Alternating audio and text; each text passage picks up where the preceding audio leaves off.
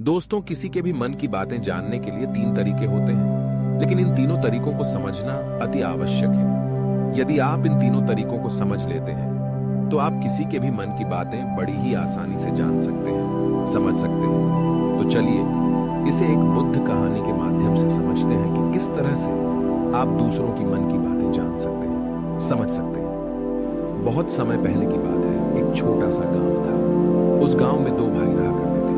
बड़ा भाई अंधा था, जिस कारण वो हमेशा घर पर ही बैठा रहता था, और छोटा भाई खेती किया करता था। लेकिन खेतों में अधिक जानवर आने से पूरी फसलें नष्ट हो जाती थी, जिस कारण छोटा भाई बहुत परेशान हो चुका था। तभी उसे एक तरकीब सूझी। एक दिन उसने सोचा, खेतों में से इन जानवर को भगाने के लिए क्यों ना मैं अपने बड़े भाई की मदद लूं। वैसे भी बड़े भाई आंधे हैं, अगर वह खेत में बैठे रहेंगे और जानवरों की आहट आने पर वो उन्हें जोर से चिल्लाकर भगा सकते हैं, जिससे हमारी फसलें बच सकती हैं। इसलिए उन्हें मैं खेत में बिठा देता हूं। ये सब सोच विचार करने के बाद उसने अपने खेत में ही एक छोटी सी झोपड़ी तैयार की और अपने अंधे भाई को उस खेत में बिठा दिया और उनसे कहा, भैया, यदि कोई जानवर की आहट आपको सुनाई दे तो आप जोर जोर से चिल्लाना। ये सुनकर वो जानवर यहां से भाग जाएंगे और हमारी फसलें नष्ट होने से बच जाएंगी। बड़ा भाई अपने छोटे भाई की बात मान लेता है और वो उस दिन से खेत में ही रहना शुरू कर देता है। जब भी किसी जानवर की आहट उसे सुनाई देती तो वो तुरंत जोर जोर से चिल्लाना शुरू कर देता, जिससे वो जानवर उसके खेतों से भाग जाते। ऐसा करते करते कई दिन बीत चुके थे।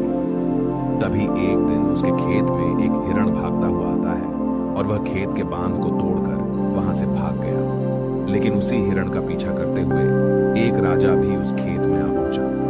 तभी राजा की नजर उस अंधे भाई पर पड़ती है। राजा उस व्यक्ति से कहता है, देखो, मैं यहाँ पर एक जानवर का पीछा करते हुए आया हूँ। क्या तुमने उस जानवर को यहाँ पर देखा है? इस पर वो व्यक्ति कहता है, हे राजन, मैं तो अंधा हूं, मैं भला किसी जानवर को कैसे देख सकता हूं? लेकिन मैं आपको इतना जरूर बता सकता हूं कि जो जानवर मेरे खेतों से होकर भागा है वो आपके लायक नहीं है। आप उसके पीछे अपना समय यूं ही व्यस्त कर रहे हैं। राजा उस अंधे व्यक्ति की बात सुनकर बड़ा अचरज में पड़ गया। वो ये सोचने लगा कि आखिर ये तो अंधा है, फिर इसे कैसे पता कि जिस हिरण को मैं तलाश रहा हूं वह हिरण मेरे लायक है ही नहीं? ये अंधा व्यक्ति मुझे कैसे बता सकता है? तभी राजा उस अंधे व्यक्ति से कहता है, कहीं तुम मुझसे झूठ तो नहीं कह रहे? एक तरफ तुम ये कहते हो कि तुम अंधे हो और दूसरी तरफ तुम ये भी कह रहे हो कि जो जानवर यहाँ से भागा है वो मेरे लायक नहीं है। इस पर वो अंधा व्यक्ति कहता है, हे राजा, जिसे आप एक हिरण समझ रहे हैं, असल में वो एक हिरण नहीं है,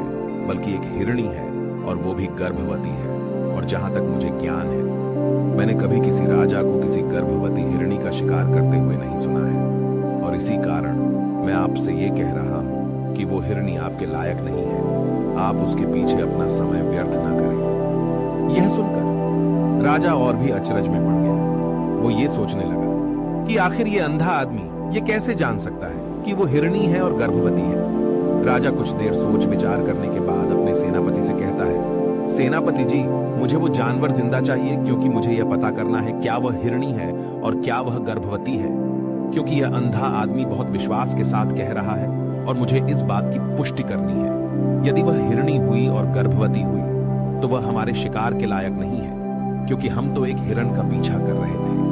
इसलिए जाओ और पता करो कि क्या वो हिरणी है। सेनापति राजा से आज्ञा लेकर आगे की ओर बढ़ चलता है और कुछ देर बाद जब वह वापस लौट कर आता है तो वह राजा को कहता है, हे राजन, इस अंधे आदमी ने जो भी बातें कही हैं वो बिल्कुल सही है। वो एक हिरणी ही है और वह गर्भवती भी है। यह सुनकर राजा आश्चर्यचकित रह गया। उसे समझ नहीं आ रहा था कि आखिर अंधा आदमी कैसे पता कर सकता है कि वह जानवर एक हिरणी है, और तो और वह गर्भवती है। भला एक अंधा आदमी यह कैसे देख सकता है, यह कैसे जान सकता है? आखिर इसे यह कैसे पता चला? ऐसे कई सारे प्रश्न अब राजा के मन में उमड़ने लगे। अब राजा ने यह ठान लिया था कि मुझे इस बात की तह तक पहुंचना ही है कि आखिर यह अंधा आदमी कैसे जानता है कि वह जानवर एक हिरणी है। ये सोचकर राजा उस अंधे आदमी के पास जाता है और उस अंधे आदमी से कहता है, देखो, मैं ये तो नहीं जानता कि तुम सचमुच अंधे हो या नहीं, लेकिन मैं तुमसे एक बात जानने आया हूं। क्या तुम मेरे प्रश्न का सही सही जवाब दोगे? इस पर अंधा व्यक्ति कहता है, हे राजन, आप जो कुछ पूछना चाहते हैं मुझसे पूछ सकते हैं, मैं आपको बिल्कुल सच सच जवाब दूंगा। इस पर राजा कहता है, देखो, एक तो तुम कहते हो कि तुम अंधे हो और दूसरी तरफ तुमने यह बता दिया कि जिस जानवर का पीछा मैं कर रहा हूं वह एक हिरणी है, और तो और वह गर्भवती भी है। आखिर तुम्हें यह कैसे पता चला? तुम्हारे खेत में और भी तो जानवर आते होंगे, और भी तो जानवर यहां से गुजरते होंगे, फिर तुमने यह कैसे अंदाजा लगाया?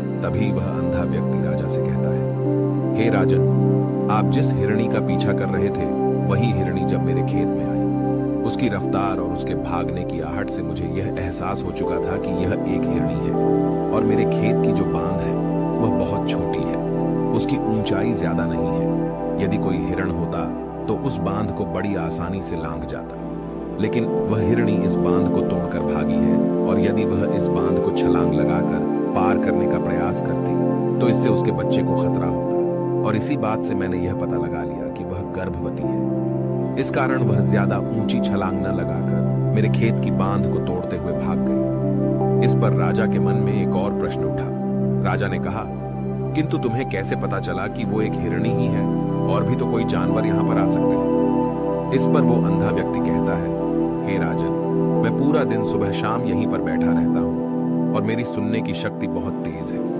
मैं ये बाफ जाता हूं कि कौन सा जानवर मेरे खेत में आया है, और उसी के आधार पर मैं जोर जोर से चिल्लाता हूं ताकि वो मेरे खेत से भाग जाए और मेरे खेत की फसलों को नष्ट न कर पाए। राजा उस अंधे आदमी का यह जवाब सुनकर पूरी तरह से संतुष्ट हो चुका था।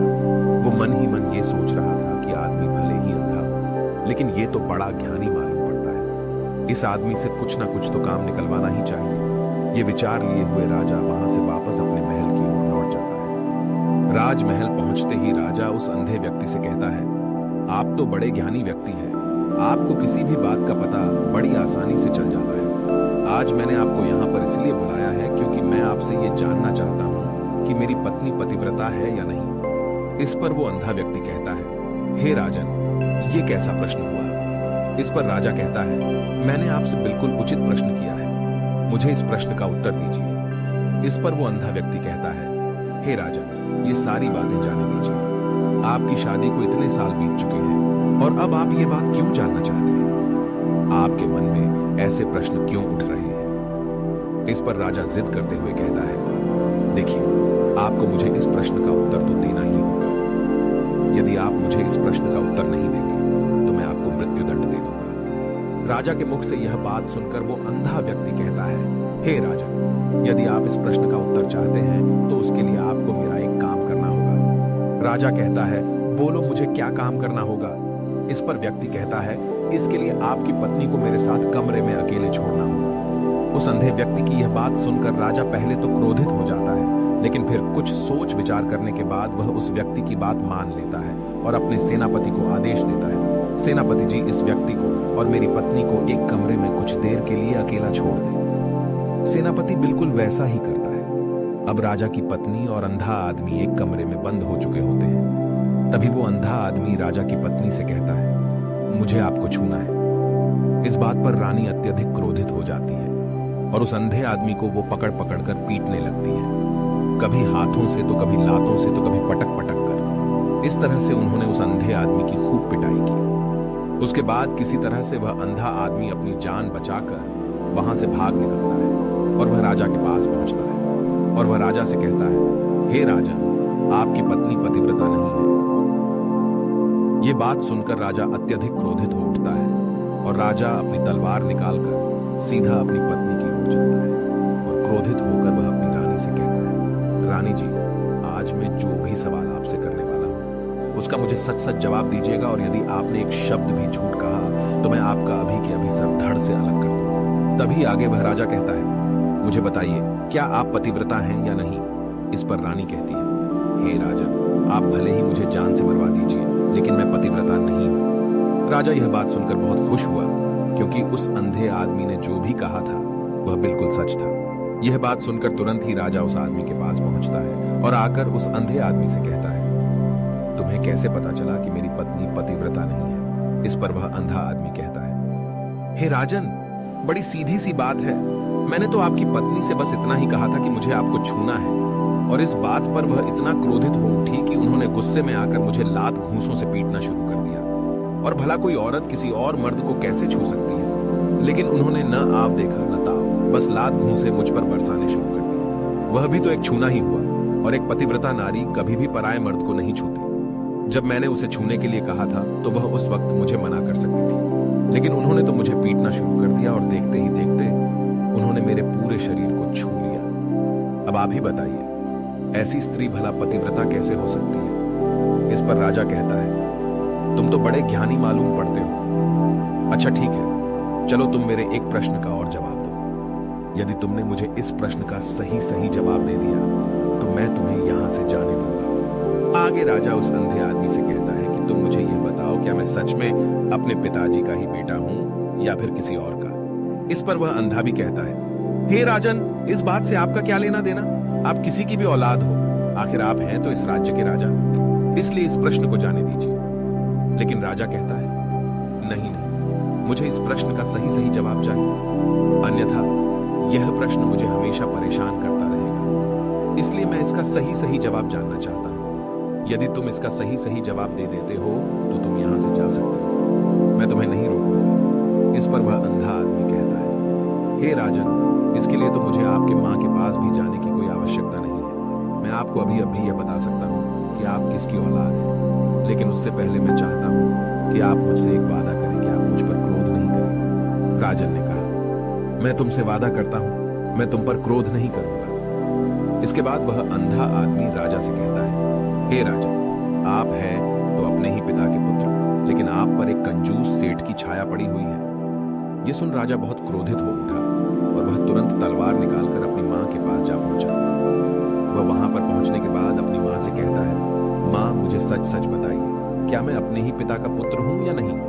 यदि आपने मुझे सही सही नहीं बताया तो वह यहीं पर अपने प्राण त्याग दूंगा। मुझे बताओ क्या सच है? इस पर उस राजा की मां कहती है, बेटा, तू है तो अपने ही पिता का पुत्र, लेकिन तुम्हारे ऊपर एक कंजूस सेठ की छाया पड़ी हुई है। जब मैं एक बार नहाने के बाद अपना मुंह आईने में देख रही थी, तभी उस कांच के पीछे मुझे एक कंजूस सेठ नजर आता है और उसी की छाया तुम पर पड़ चुकी है। यह सुन राजा बहुत खुश हो जाता है और वह तुरंत दौड़ा दौड़ा वापस उस अंधे आदमी के पास पहुंचता है और उस अंधे आदमी से कहता है, तुम्हें यह कैसे पता चला कि मुझ पर एक कंजूस सेठ की छाया पड़ी हुई है? इस पर वह आदमी कहता है, हे राजन, आपने मुझसे कई सारे सवाल पूछे जिनका जवाब मैंने आपको सही सही दिया है।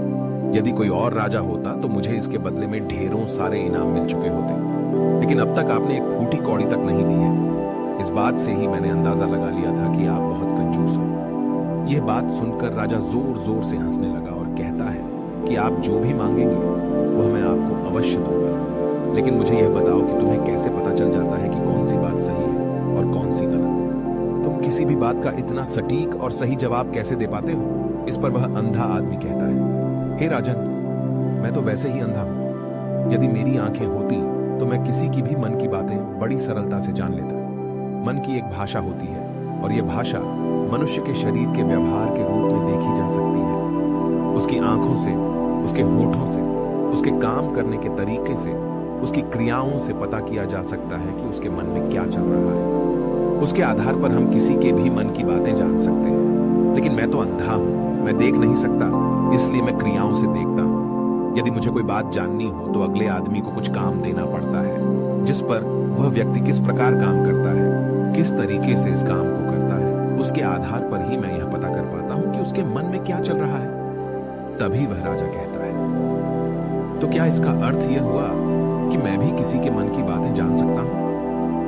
इस पर वह अंधा आदमी कहता है, हे राजन, अवश्य आप भी किसी भी व्यक्ति के मन की बात जान सकते हैं, किंतु उससे पहले आपको अपने ऊपर काम करना होगा, और वह काम है अपने मन को शांत करना, अपने मन को वर्तमान में लाना होगा, जिसके लिए मैं आज आपको 3 तरीके बताने वाला हूं। और ये तीनों ही तरीके बड़े ही आसान और सरल हैं। किंतु हे राजन, उससे पहले आपको एक काम करना होगा, अपने मन को एकाग्र करना होगा। जब हम अपने मन को एकाग्र करते हैं, अपने मन को वर्तमान में लाते हैं, तो हम दूसरे के मन की बात जान सकते हैं, क्योंकि वह आदमी अभी भी अपने मन में वर्तमान में ही सोच रहा है, और हमें भी मन को वर्तमान में ही लाना होगा। तभी हम उसके मन की बातें जान सकते हैं। यदि हम अतीत में हुई घटनाओं के बारे में सोच रहे हैं तो वह जो अगला आदमी वर्तमान में सोच रहा है, वर्तमान में अपने मन में बात कर रहा है, वह हम कैसे जान पाएंगे? क्योंकि हम तो अतीत की घटनाओं में डूबे हुए हैं। इसलिए किसी के भी मन की बात जानने के लिए सबसे पहले हमें हमारे मन को एकाग्र करना होगा, उसे वर्तमान में लाना होगा। आगे वह व्यक्ति राजा से कहता है, हे राजन, जो 3 तरीके मैं आपको बताने वाला हूं, इन 3 तरीकों से बड़ी आसानी से किसी के भी मन की बातें जान सकते हैं। उसके बाद वह अंधा आदमी राजा से कहता है, हे राजन, जो सबसे पहला तरीका है वह है आंखों पर ध्यान देना। किसी व्यक्ति से बात करते वक्त उसकी आंखों में देखना, उसकी आंखों पर ध्यान देना जो सबसे ज्यादा जरूरी है, क्योंकि आंखें बोलती नहीं पर बहुत कुछ कह जाती हैं। यदि हम किसी व्यक्ति की आंखों के इशारों को समझना सीख जाएं, हम यह जान पाएंगे कि व्यक्ति के दिमाग में क्या चल रहा है, वो क्या सोच रहा है और अभी वह क्या करने वाला है। मेरे पास आंखें नहीं हैं, लेकिन मैंने अपने गुरु से यह विद्या सीखी है, क्योंकि बहुत सालों पहले मेरे पास आंखें थी और मैं उस वक्त लोगों के मन की बातें केवल उनकी आंखों से ही जान लेता था। इसलिए यदि आप भी दूसरों की मन की बातें जानना चाहते हैं तो आपको भी उनकी आंखों पर गौर करना चाहिए, जैसे कि उनका आकार कैसा है, वह कब, कहां और किधर देख रहे हैं। यदि उसकी आंखें यहां वहां घूम रही हैं, जब आप उससे बातें कर रहे हैं तो वहां वह इधर उधर मोड़ रहा है, कभी ऊपर तो कभी नीचे या कभी आसपास, या फिर उसकी आंखें खुश नजर आ रही हैं या फिर आंखें निराश नजर आ रही हैं, जैसे कि चोर होता है। उसकी आंखों में जब हम देखते हैं तो हमें यह पता चलता है कि अगले आदमी ने कोई गलती की है। ठीक उसी प्रकार जब हम किसी चालाक व्यक्ति की आंखों में देखते हैं तो आपको पता चलेगा कि उसकी आंखों में एक भाषा होती है, एक बहुत ही सीधा और आसान तरीका होता है। यदि आपको यह पता लगाना है कि सामने वाला व्यक्ति आपसे झूठ कह रहा है या फिर सही, तो आपको उसकी आंखों पर ध्यान देना अति आवश्यक है। यदि आपसे बात करते वक्त वह व्यक्ति अपनी आंखें यहां वहां घुमा रहा है, ऊपर नीचे, इधर उधर, दाएं बाएं, हर जगह देख रहा है, तो इसका अर्थ यह हुआ कि वह उस बात से निकलने का कोई रास्ता ढूंढ रहा है, वो कोई झूठ बना रहा है। यदि सामने वाला व्यक्ति आपसे कोई झूठ कहने का प्रयास कर रहा है तो वह आपसे नजर नहीं मिलाएगा, वह यहां वहां देखेगा, ऊपर नीचे देखेगा, लेकिन वह आपकी आंखों में आंखें डालकर कभी नहीं देख पाएगा, क्योंकि उसे डर है कि यदि उसने आपकी आंखों में आंखें डालकर देखी तो उसका झूठ पकड़ा जाएगा और लोगों को सच्चाई का पता चल जाएगा। और इसी प्रकार कुछ और भी भाषाएं होती हैं। जब आप किसी की आंखों में आंखें डालकर यह देखना शुरू कर देंगे कि उसके हाव भाव क्या है, ठीक उसी प्रकार चेहरे के हाव भाव होते हैं, जिससे हम मन की बातें बड़ी आसानी से समझ सकते हैं और इन्हें भी समझना बहुत जरूरी है। कभी कभी कोई व्यक्ति अपने चेहरे से जैसे आंख, होंठ और बहुत से कुछ अलग अलग व्यवहार करता है। यदि आप किसी व्यक्ति के चेहरे में गौर करेंगे तो आप आसानी से समझ पाएंगे कि वह व्यक्ति निराश है, जब व्यक्ति बहुत उदास है, या फिर वह बहुत खुश है, या फिर उसे कोई बहुत बड़ा दुख है, वह अपने अंदर क्या महसूस कर रहा है। ये सारी बातें हम उसके चेहरे के हाव भाव से पता कर सकते हैं। फिर चाहे इंसान जुबान से कुछ बोले या ना बोले, लेकिन आप उसके चेहरे से सब कुछ पता कर सकते हैं। आगे व्यक्ति राजा से तीसरा तरीका बताते हुए कहता है, हे राजन, इसी प्रकार तीसरी भाषा भी है, अर्थात तीसरा तरीका भी है, और वह है हाथों के इशारे और शरीर का व्यवहार। मन की बात समझने के लिए हमें हाथ के इशारे और शरीर के व्यवहार को समझना आवश्यक है। कोई व्यक्ति जब बात करता है तो आपने देखा कि वो अपने हाथों से इशारा करता है, बातों के साथ साथ अपना शरीर का जो व्यवहार है, अर्थात बॉडी लैंग्वेज, उसका भी पूरा उपयोग करता है, जिससे हमें यह पता चल पाता है कि वह हमारी बातों पर कितना ध्यान दे रहा है और उसके मन में क्या चल रहा है। शरीर के व्यवहार